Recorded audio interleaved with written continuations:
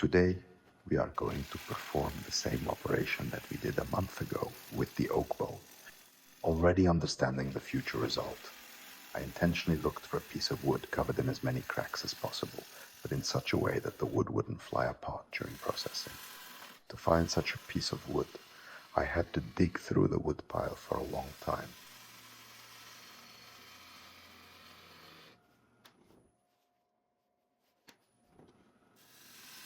We will make the vessel semi-open and coat the exterior with oil, so that the gloss contrasts as much as possible with the well-charred interior surface, which will be perfectly matte.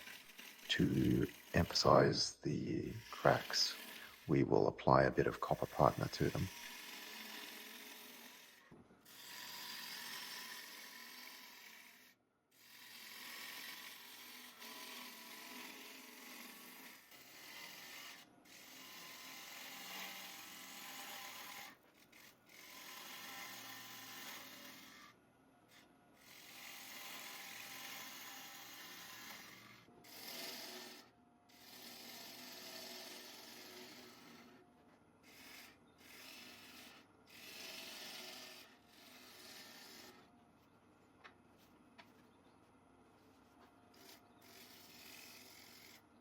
We are using a negative rake scraper and won't be sanding for now. After the charring, we will need to very carefully remove the excess soot. Therefore, there is no need to sand at this stage.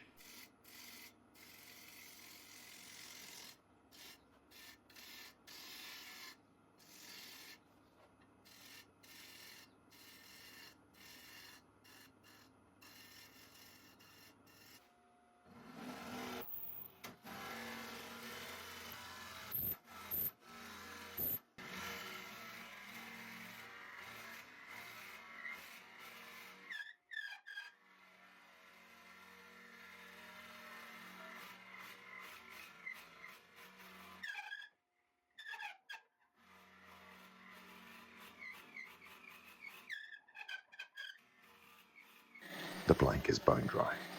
Despite this, to my great surprise, I was able to hollow out the inside quickly and easily.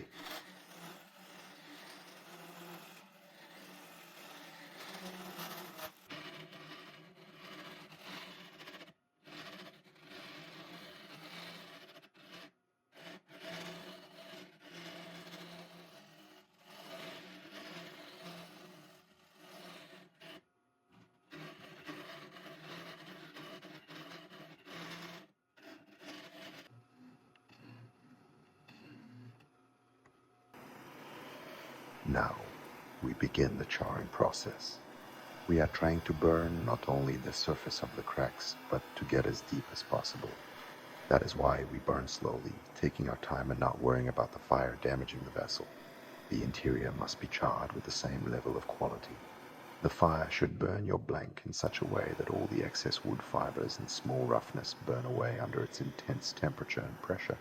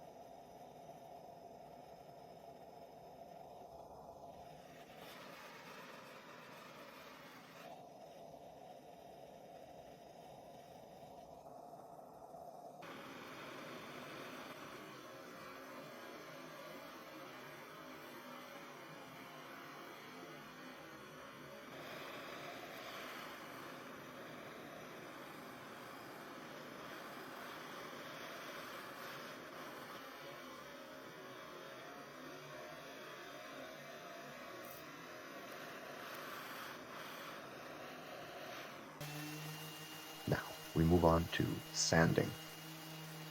We start with 40 grit and bring the gloss up to 500 grit. I think that should be enough.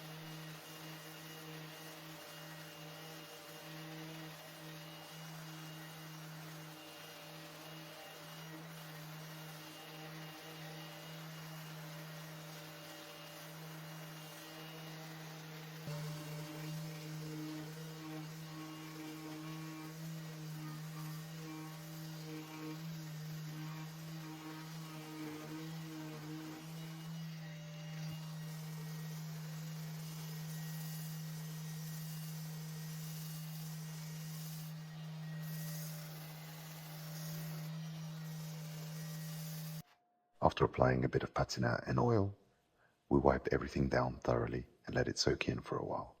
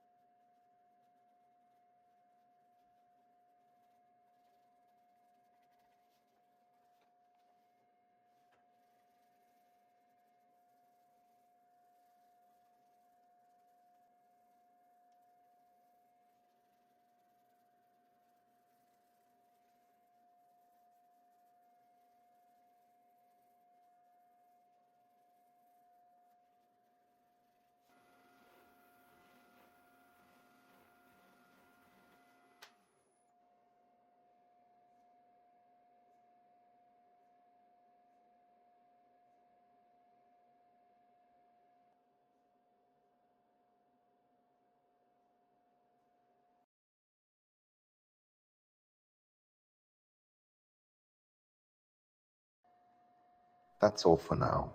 I hope our new charring technique doesn't leave you indifferent and you'll write a few kind words in the comments. Your subscription would be a generous bonus for my evening.